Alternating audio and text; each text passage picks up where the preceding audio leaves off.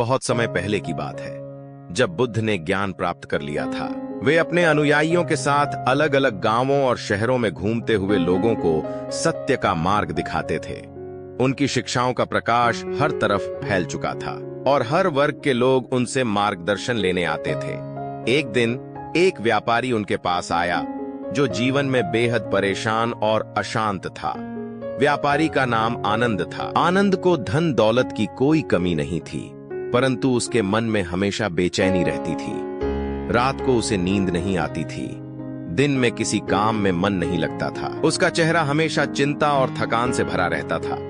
उसने बुद्ध से प्रार्थना की, हे प्रभु, मेरे पास सब कुछ है, फिर भी मैं कभी भी शांति का अनुभव नहीं कर पाता। कृपया मुझे बताएं कि मैं किस प्रकार से शांत और संतुलित रह सकता हूं। बुद्ध ने उसकी बातें ध्यान से सुनी और कुछ समय के लिए मौन रहे।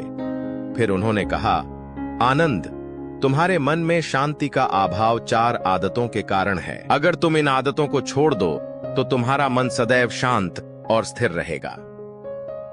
आनंद को बुद्ध की बातों में गहरी रुचि हो गई।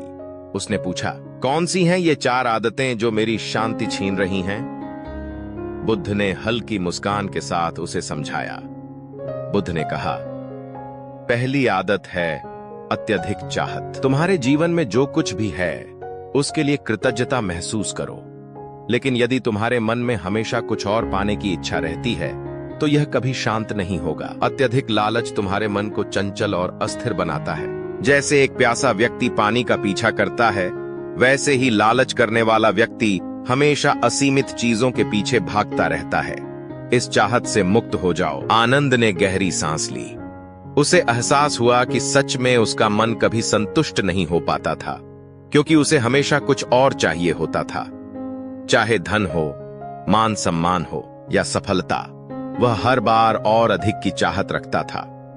अहंकार, घमंड। बुद्ध ने फिर कहा, दूसरी आदत है अहंकार। अहंकार वह दीवार है जो तुम्हें दूसरों से और खुद से भी दूर कर देती है। जब तुम अपने आप को सबसे श्रेष्ठ मानने लगते हो तो तुम आत्मविश्लेषण और सुधार की प्रक्रिया से दूर हो जाते हो। अहंकार मन में चिंता और अशांति का कारण बनता है, क्योंकि यह तुम्हें सच्चे रिश्तों और प्रेम से दूर कर देता है। आनंद ने अपने जीवन में झांका और देखा कि कैसे उसके घमंड ने उसके संबंधों को बिगाड़ दिया था। उसने बहुत से लोगों का दिल दुखाया था, क्योंकि उसे लगता था कि वह सबसे श्रेष्ठ है। लेकिन अब उसे समझ में आया कि यही अहंकार उसके दुख का कारण बन गया था। 3. क्रोध, गुस्सा। बुद्ध ने समझाया, तीसरी आदत है क्रोध। क्रोध वह आग है जो तुम्हारे भीतर धधकती रहती है और तुम्हारी शांति को नष्ट कर देती है। जब तुम किसी पर क्रोधित होते हो तो वह क्रोध सबसे पहले तुम्हारे मन और शरीर को जलाता है। क्रोध तुम्हें असहज, अस्थिर और अशांत बनाता है।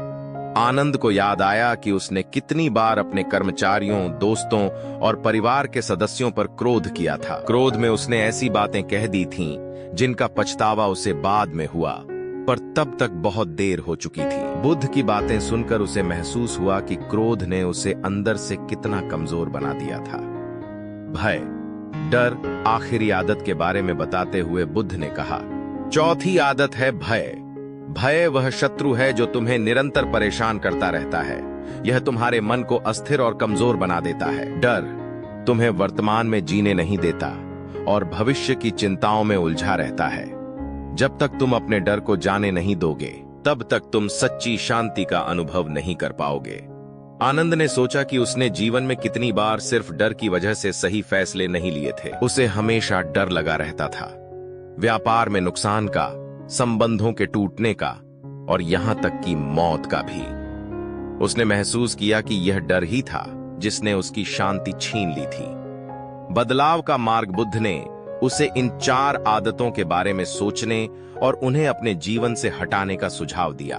उन्होंने कहा, अगर तुम चाहत, अहंकार, क्रोध और भय को छोड़ दोगे तो तुम्हारा मन एक शांत झील की तरह स्थिर और गहरा हो जाएगा और तब तुम सच्चे सुख और शांति का अनुभव कर सकोगे। आनंद ने गहरी सांस ली और अपने जीवन में इन बदलावों को अपनाने का संकल्प लिया। वह बुद्ध के चरणों में झुक गया और बोला, हे प्रभु, आपने मेरे जीवन की सबसे बड़ी समस्या का समाधान दिखा दिया। मैं अब इन 4 आदतों को छोड़ने की दिशा में काम करूंगा। निष्कर्ष, शांति का सत्यानंद ने अपनी यात्रा शुरू की। उसने धीरे धीरे अपनी चाहतों को कम करना शुरू किया। वह अब जीवन की छोटी छोटी चीजों में आनंद लेने लगा। उसने अपने अहंकार को छोड़कर दूसरों के प्रति विनम्रता अपनाई। उसने क्रोध पर नियंत्रण करना सीखा और अपने भय से सामना किया। कुछ महीनों बाद आनंद का जीवन पूरी तरह से बदल चुका था। अब उसके चेहरे पर मुस्कान और उसके दिल में शांति थी। लोग उससे मिलकर हैरान होते थे, क्योंकि अब वह पहले जैसा अशांत और चिंतित व्यक्ति नहीं रहा। वह बुद्ध की शिक्षाओं को अपने जीवन का हिस्सा बना चुका था और अब वह दूसरों को भी इसी राह पर चलने की प्रेरणा देता था। इस कहानी के माध्यम से बुद्ध हमें यह सिखाते हैं कि हमारी शांति हमारे भीतर है। हमें बस अपनी गलत आदतों को छोड़ना है और सच्चाई के मार्ग पर चलना है। जब हम चाहत, अहंकार, क्रोध और भय को छोड़ देते हैं तो हमारा मन स्थिर और शांत हो जाता है और तब हमें सच्चे सुख और शांति का अनुभव होता है। समाप्त। इस कहानी का उद्देश्य है कि श्रोता इसे बार बार सुने और अपने जीवन में अपनाएं। बुद्ध की शिक्षाएं सरल और स्पष्ट होती हैं, लेकिन उनके परिणाम जीवन बदलने वाले होते हैं।